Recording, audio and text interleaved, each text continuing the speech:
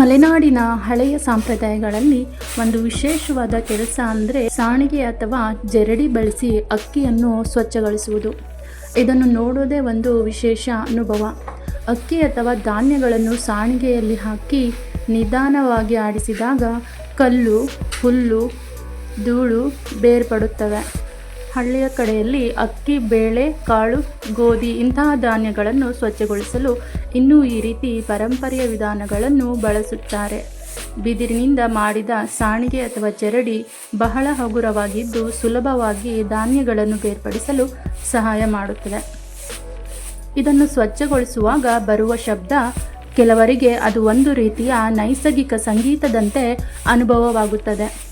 ಇನ್ನೊಂದು ವಿಶೇಷ ಏನಂದರೆ ಈ ಕೆಲಸ ಮಾಡುವಾಗ ಕೈಗಳು ಮತ್ತು ಭುಜಗಳಿಗೆ ಒಳ್ಳೆಯ ವ್ಯಾಯಾಮವೂ ಆಗುತ್ತದೆ. ದೇಹ ಚಲಿಸುವುದರಿಂದ ಶಾರೀರಿಕ ವ್ಯಾಯಾಮವೂ ಆಗುತ್ತದೆ.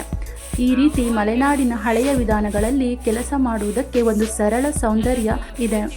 ಪ್ರಕೃತಿಗೆ ಹತ್ತಿರವಾಗಿ ಸರಳ ಉಪಕರಣಗಳಿಂದಲೇ ನಮ್ಮ ಹಿರಿಯರು ತಮ್ಮ ದಿನನಿತ್ಯದ ಕೆಲಸಗಳನ್ನು ಮಾಡುತ್ತಿದ್ದರು. ಈಗ ಯಂತ್ರಗಳು ಬಂದರೂ ಈ ಹಳೆಯ ವಿಧಾನಗಳು ನಮ್ಮ ಸಂಸ್ಕೃತಿ ಮತ್ತು ಗ್ರಾಮೀಣ ಜೀವನದ ಒಂದು ಸುಂದರ ಭಾಗವಾಗಿದೆ.